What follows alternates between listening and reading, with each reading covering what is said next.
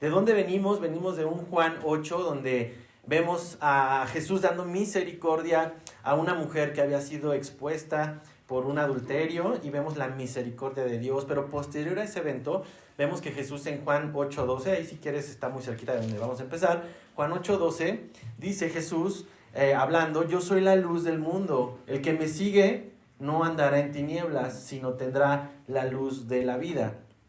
¿Qué significa esto? La luz de Jesús. ¿Qué significa? No significa prender la luz de nuestro celular y cantar una linda canción.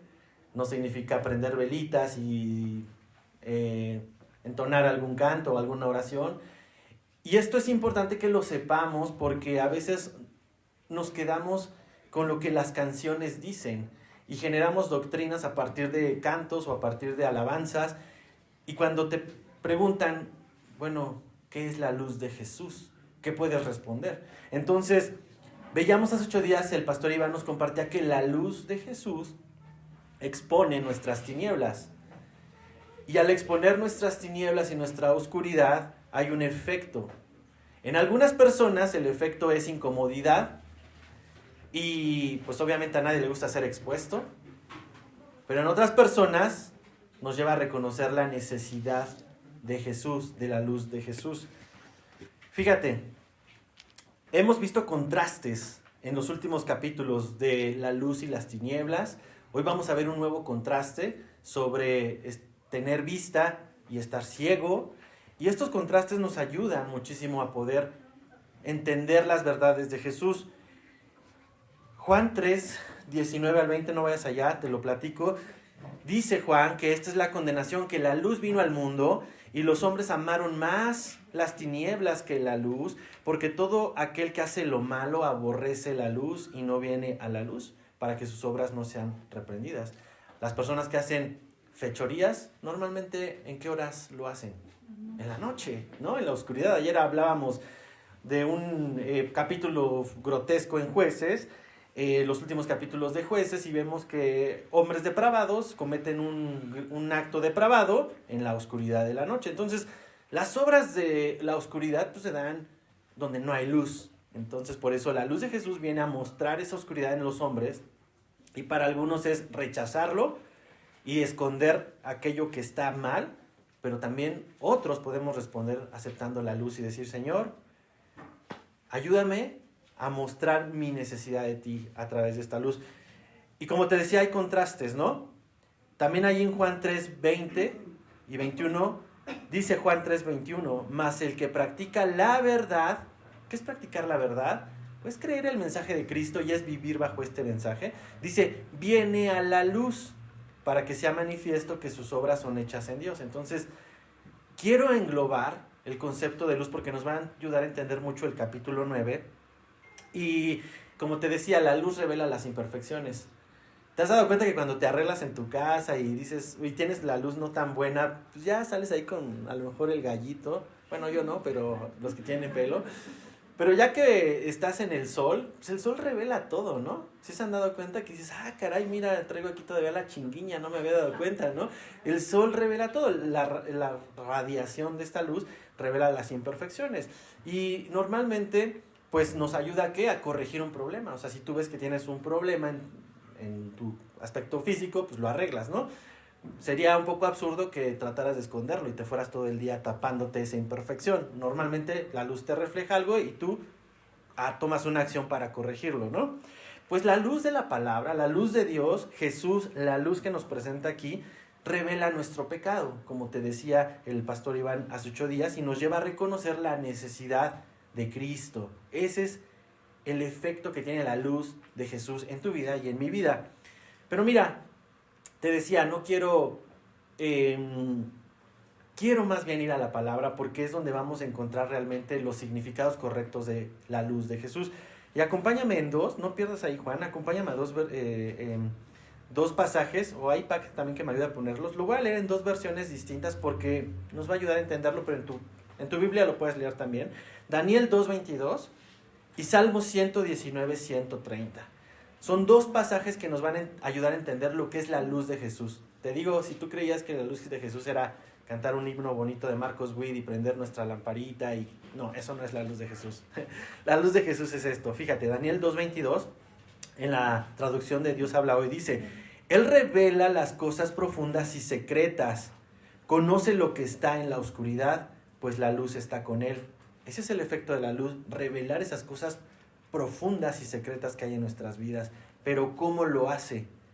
¿Cómo Jesús puede revelar ese pecado en ti, en mí? ¿Cómo lo hace? Salmo 119, versículo 130, dice: la exposición de tus palabras imparte luz, da entendimiento a los sencillos. Entonces, por eso tomamos tanto tiempo, mis hermanos, de exponer las palabras de Cristo, porque estas nos imparten luz y dan entendimiento, dice aquí, a los sencillos.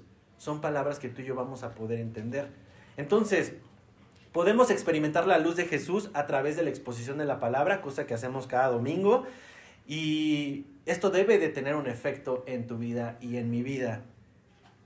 Cuando tú solamente lo cantas, pues se acaba el canto y la luz de Jesús se quedó en una bonita melodía, pero el efecto de la luz de Jesús que estamos viendo ahorita en su palabra tiene un efecto mayor a esto. Fíjate, ¿te acuerdas qué sucedía cuando Moisés subía al monte en Éxodo 34, 29, 30? Si me ayudas, Pac. ¿Alguien se acuerda qué sucedía cuando se presentaba ante la zarza y hablaba con Dios, en la presencia de Dios? Bajaba, ¿y qué es lo que pasaba en su rostro? Resplandecía, ¿verdad? Una luz, o sea, irradiaba. En esta parte dice que aconteció que Moisés, descendiendo del monte Sinaí con las 2 tablas del testimonio en su mano, es decir, los 10 mandamientos, no sabía Moisés que la piel de su rostro resplandecía después de que hubo hablado con Dios. Fíjate, la presencia de Dios era evidente en otras personas porque resplandecía. Ahora, no significa que saliendo de aquí tú vas a empezar a brillar, ¿no? Bueno, a los que traemos la frente amplia sí podemos brillar, pero ustedes no, o sea, no vamos a salir aquí irradiando luz, pero sí vamos a salir irradiando algo bien interesante. Acompáñame, Efesios 5, 8 y 9, y alguien más que me ayude, José, si me ayudas con Mateo 5, 16, porque vamos a ver cómo la luz de Jesús es real y es tangible en tu vida y en la vida de otros.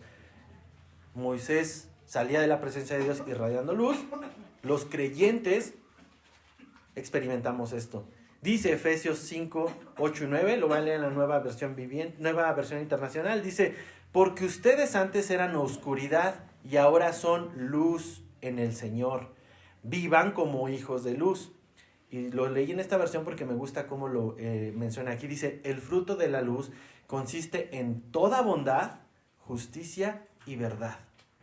Esa es la luz que tú y yo podemos irradiar. Toda bondad, justicia y verdad. Y esto es visible para quienes nos rodean. Mateo 5:16, ¿qué nos dijo Jesucristo en esta parte? Asimismo, ustedes deben ser luz para los demás, de tal manera que todos puedan ver sus buenas obras y adoren a su Padre que está en los cielos. ¿Te das cuenta? Tú y yo podemos salir de este lugar irradiando luz, toda bondad, justicia y verdad. Y dice Jesús, porque esto no es para que digan: ay, mira qué bueno es Alfredo, mira qué bien se... No, no es para mi gloria. Lo que acabamos de leer aquí dice que así alumbre vuestra luz delante de los hombres, para que vuestras buenas obras glorifiquen ¿a quién? Dice: al Padre que está en los cielos. Estas buenas obras, este efecto de luz no es para tu gloria ni es para mi gloria, no es para que digan: mira qué bueno es, mira qué bien se sabe la Biblia, mira, no, es para la gloria de Dios. Entonces tú puedes salir el día de hoy irradiando esta luz. Es un reto que tenemos, no es fácil, pero el Señor nos ayuda. Y Juan va a narrar ahora sí, en este capítulo 9, un milagro físico que tiene que ver con una verdad espiritual bien importante para tu vida y mi vida, porque déjame decirte que yo era ciego. ¿Cuántos de aquí fueron ciegos? Todos. Muchos de aquí fuimos ciegos y dices: ¿cómo? Si la ceguera no se cura.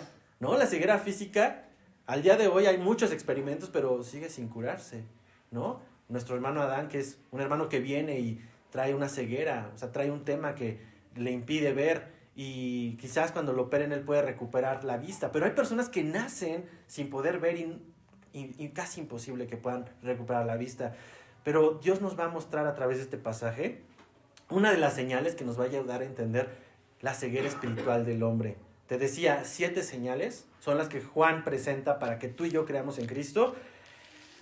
Y estas señales dan testimonio de la deidad de Cristo. Hubo muchas más, no fueron las únicas, pero estas señales te pueden ayudar a ti y a mí a conocerle más y creer en él. Fíjate, dice, al pasar Jesús vio a un hombre ciego de nacimiento. Le preguntaron sus discípulos diciendo, Rabí, ¿quién pecó, este o sus padres, para que haya nacido ciego? Respondió Jesús, no es que pecó este ni sus padres, sino para que las obras de Dios se manifiesten en él. Me es necesario hacer las obras del que me envió, entre tanto que el día dura, la noche viene, cuando nadie puede trabajar. Entre tanto que estoy en el mundo, luz soy del mundo. Dicho esto, escupió en tierra e hizo lodo con la saliva y untó con el lodo los ojos del ciego y le dijo, ve a lavarte en el estanque de Siloé, que traducido es enviado. Fue entonces y se lavó y regresó viendo. Señor, te doy gracias por tu palabra. Gracias por mostrarnos nuestra necesidad de tu luz, Señor. Gracias por abrir nuestros ojos espirituales a estas verdades. Yo te pido en el nombre de Jesús que tu Espíritu Santo sea guiando cada mente, cada corazón que estamos hoy congregados aquí para entender estas verdades, estos principios, Señor. No queremos guiar nuestra vida por reglas, queremos guiar nuestra vida por principios. Y esos principios es conocer lo que tú esperas de nosotros. Dios, te doy gracias por este tiempo. Ayúdame a predicarlo de forma que te dé honra y gloria. En el nombre de Jesús oramos. Amén. Entonces, son 3 momentos. La curación de un ciego, la controversia de esta curación, y hay una declaración y una confesión que hace este ciego. Seguramente tú y yo nos podemos identificar con esta historia. Y aunque no has sido ciego físicamente, como decía, muchos fuimos ciegos espiritualmente. Y fíjate, la agenda de Jesús continúa. Dice que aquí, al pasar Jesús, vio a un hombre ciego. En el versículo 59 del capítulo anterior vemos que lo querían apedrear. ¿Y acaso Jesús se amedrentó y se fue a esconder? No, Jesús sigue caminando sobre este pueblo y encuentra a un ciego de nacimiento, toda una vida de oscuridad para este hombre, y sus discípulos que iban junto con él le preguntan, Rabí, ¿quién pecó, este o sus padres, para que haya nacido ciego? Déjame compartirte que se creía muchas veces que las consecuencias del pecado eran visibles en la salud. De hecho, hoy todavía muchos creen que las enfermedades que sufre la gente es por el pecado. Y aunque en algunos casos sí es así, porque obviamente si alguien está dado a ciertos pecados sexuales, lo más seguro es que contraiga una enfermedad de transmisión sexual. Entonces, pues sí es una consecuencia del pecado.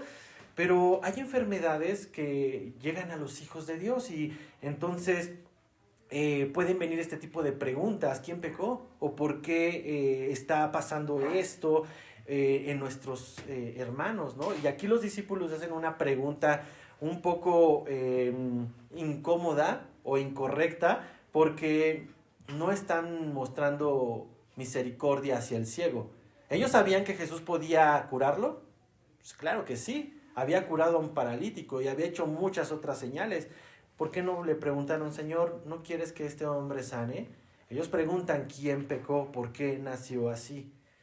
Y esta creencia, como te decía en el pasado, de sufrimiento a causa de pecado, pues los llevó a este tipo de posición o perspectiva. Pero la verdad es que todos los que estamos aquí hemos de padecer enfermedades.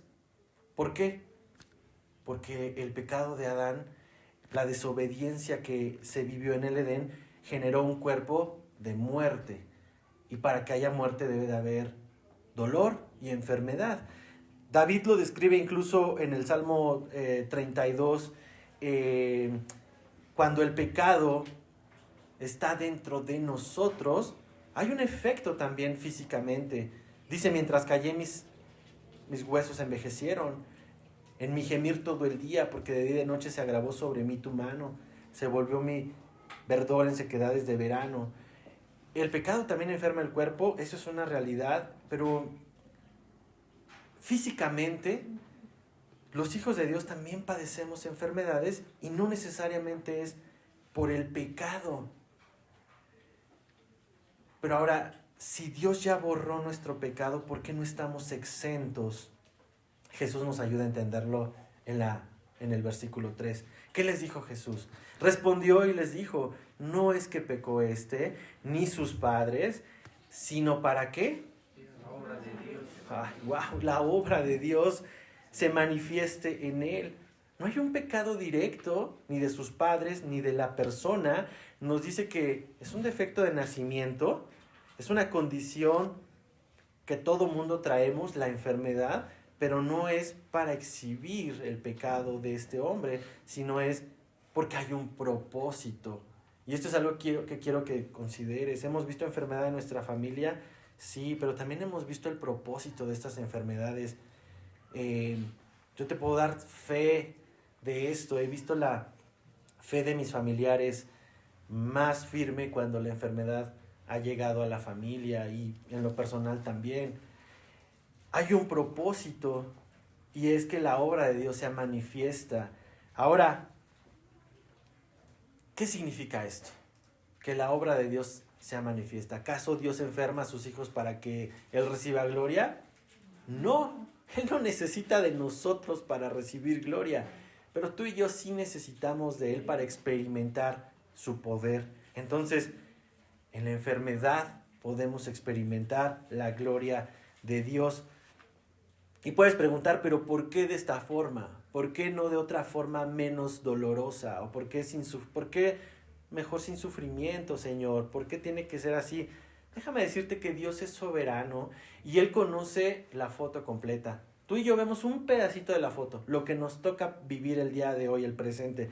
Pero Dios ya vio tu futuro, Dios ya vio tu pasado y Dios sabe por qué está sucediendo esto en tu presente. Y a veces es necesario el dolor para poder encontrar a Jesús. En medio del dolor nuestra confianza aumenta en Él. En medio del dolor aumentamos nuestra comunión con Él. Date cuenta, y lo hemos visto cuando hemos orado, ¿no?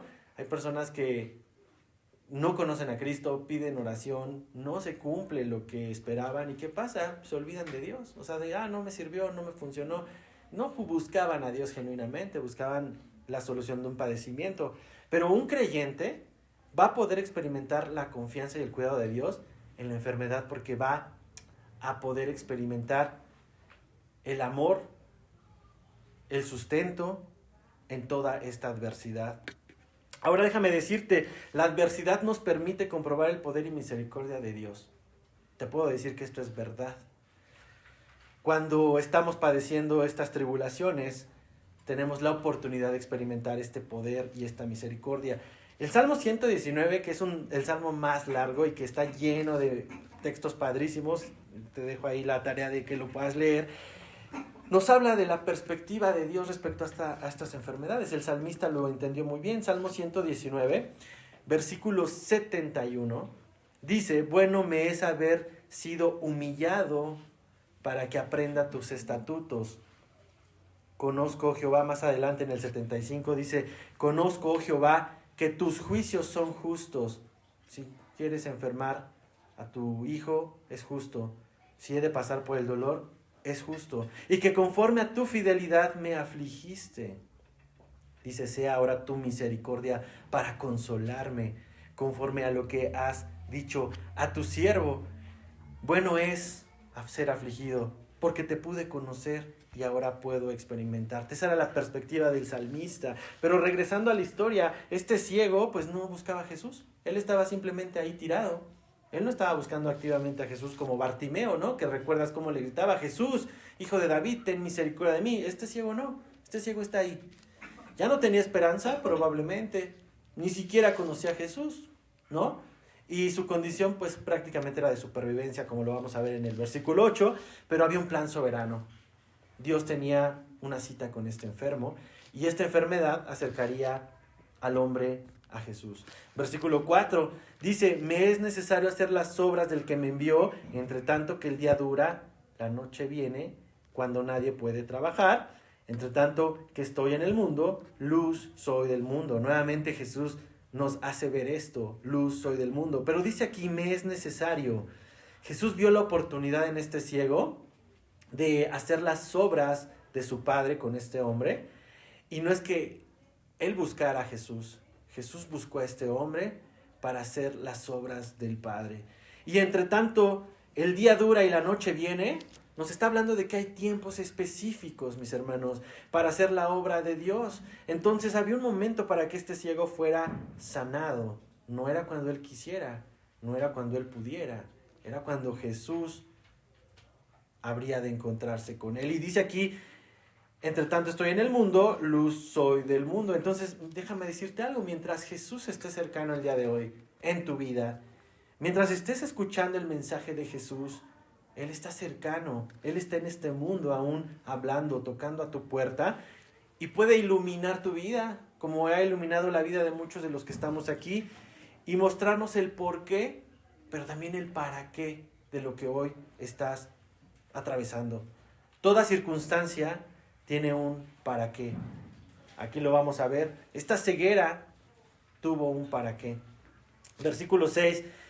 Dicho esto, Jesús escupió en la tierra e hizo lodo con la saliva y untó en el lodo los ojos del ciego. Y dijo, ve a lavarte en el estanque de Siloé, que traducido es enviado.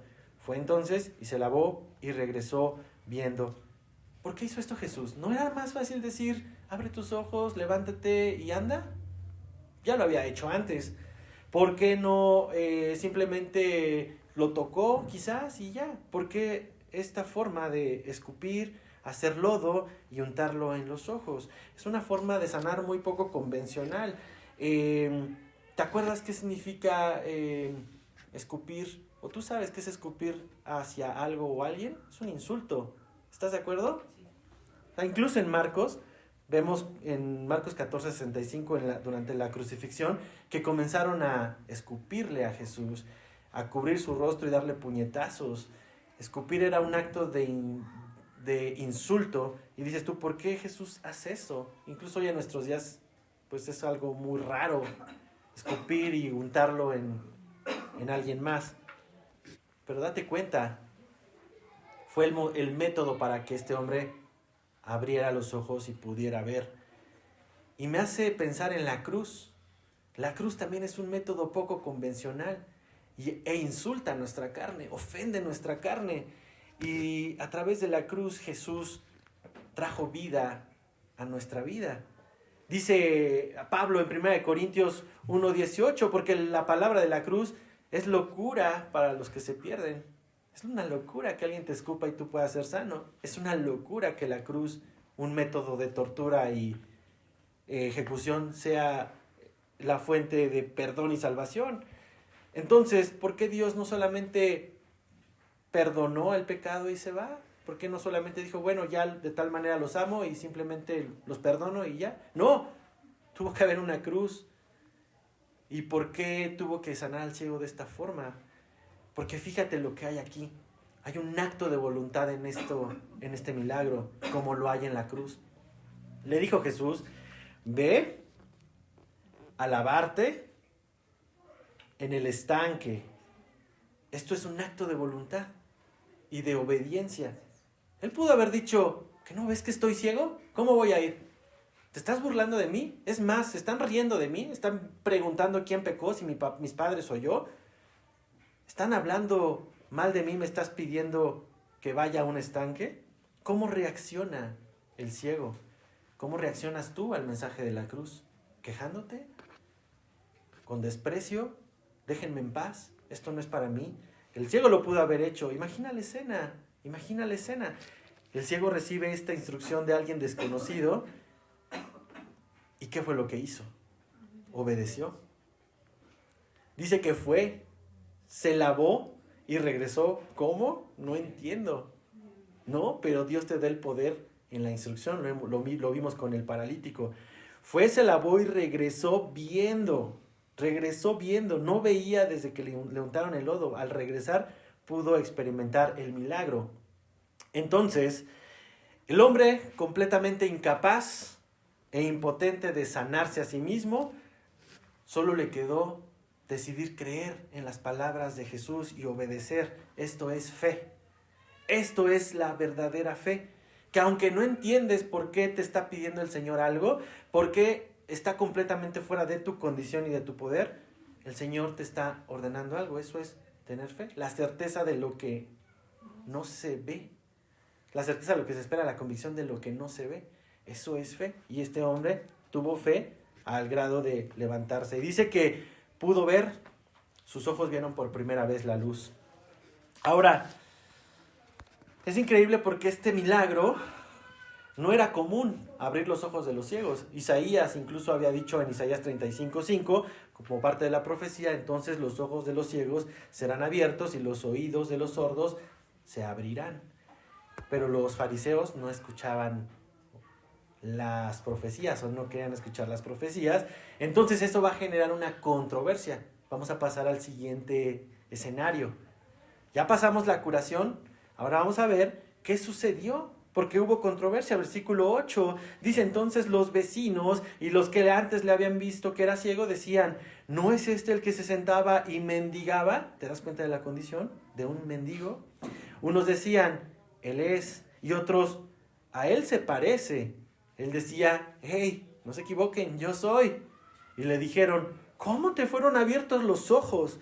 Respondió él y dijo: aquel hombre que se llama Jesús hizo lodo, me untó en los ojos y me dijo: ve al Siloé y lávate. Y fui y me lavé y recibí la vista. Entonces le dijeron: ¿dónde está él? Y él dijo: no sé. La sanidad fue notoria para otros. Los padres y los vecinos de este ciego vieron el cambio en su vida. ¿Te das cuenta?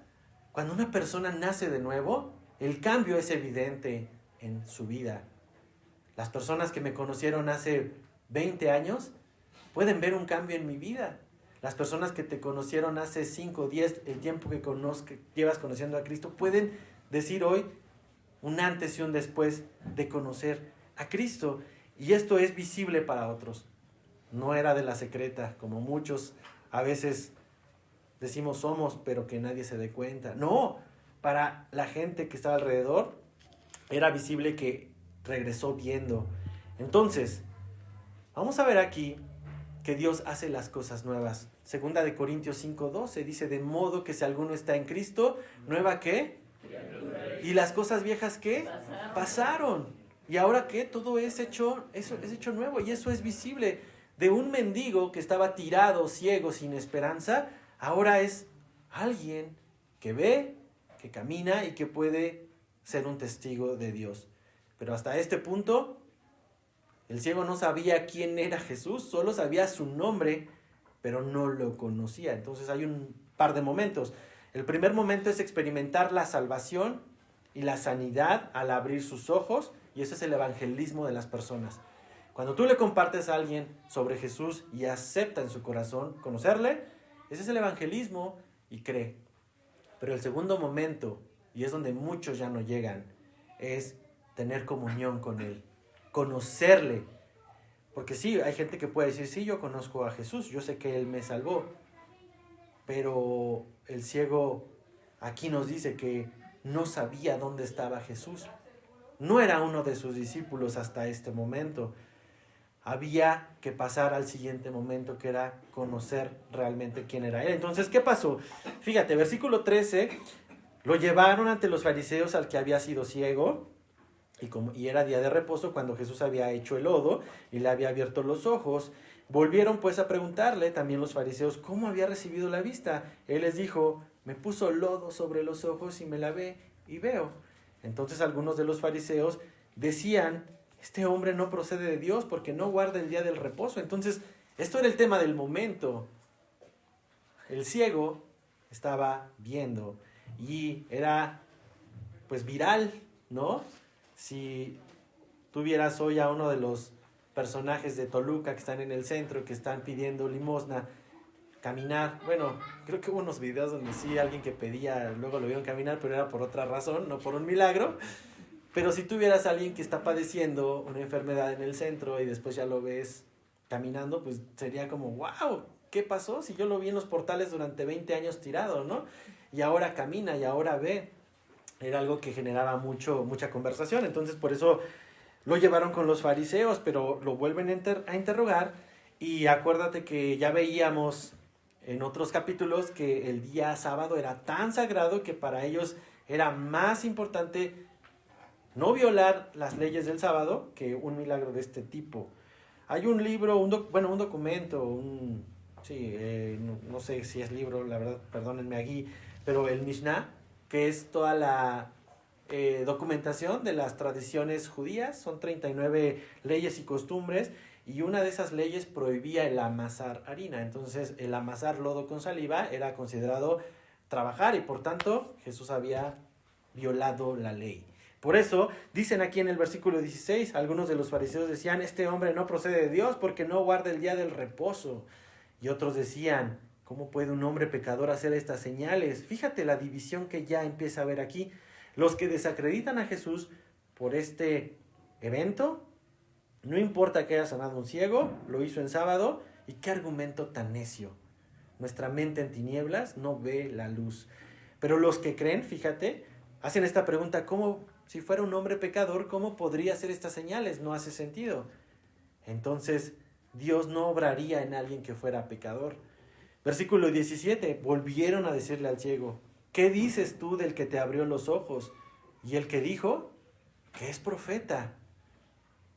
Fíjate, empieza a haber ya un convencimiento en este ciego, que es profeta. Y dice, pero los judíos no creían que él había sido ciego. Es más fácil desacreditar el milagro que acreditar al autor del milagro. No, se me hace que está mintiendo. Pensaban que no era ciego y que había recibido la vista hasta que pues le hablaron a sus padres, dice aquí, llamaron a sus padres de aquel ciego pues para interrogarlo. Y le preguntaron diciendo, ¿este es tu hijo? El que vosotros decís que nació ciego, ¿cómo pues ve ahora? Sus padres respondieron y le dijeron, sabemos que es nuestro hijo y que nació ciego, pero ¿cómo ve ahora? No lo sabemos. ¿O quién le haya abierto los ojos? Tampoco lo sabemos. ¿Edad tiene? Pregúntenle a él. Él hablará por sí mismo. Le aventaron la papa caliente al ciego. ¿Por qué pasa esto? Mira, cuando ya se ha decidido no creer, es más fácil buscar un argumento, aunque sea necio, pero un argumento para rechazar el mensaje de Cristo. Era más sencillo para estos líderes religiosos creer que el hombre en realidad nunca había sido ciego. Y mucha gente también de esta generación hoy prefiere creer, por ejemplo, que somos producto de una generación espontánea, ¿no? Es más, necesitas más fe para creer que de la nada se creó todo esto que creer en Dios como el creador de todo. Como un ciego que choca con todos estos hombres, su argumento está golpeando su necedad. Porque él está diciendo, fui ciego, aunque ustedes no quieran creerlo. Pero los padres aquí es triste porque empiezan a lavarse las manos por lo que nos dice el versículo 22. Dice, sus padres, esto dijeron sus padres porque tenían miedo de los judíos, por cuanto los judíos ya habían acordado que si alguno confesase que Jesús era el Mesías, fuera expulsado de la sinagoga. Por eso dijeron sus padres, edad tiene, pregúntenle a él, versículo 23. Entonces, tenían miedo, miedo al qué dirán, miedo al ser expulsados de la comunidad, miedo que si defendían a su hijo, ellos se dejarían ser parte de la sinagoga. Pues el ciego ni siquiera era parte de la sinagoga, era un mendigo, nadie veía por él. Pero hoy esta actitud puede llegar a la vida de muchos de, híjole, es que ¿qué van a decir? Ya me hice aleluyo, o ya me hice hermanito, ¿no?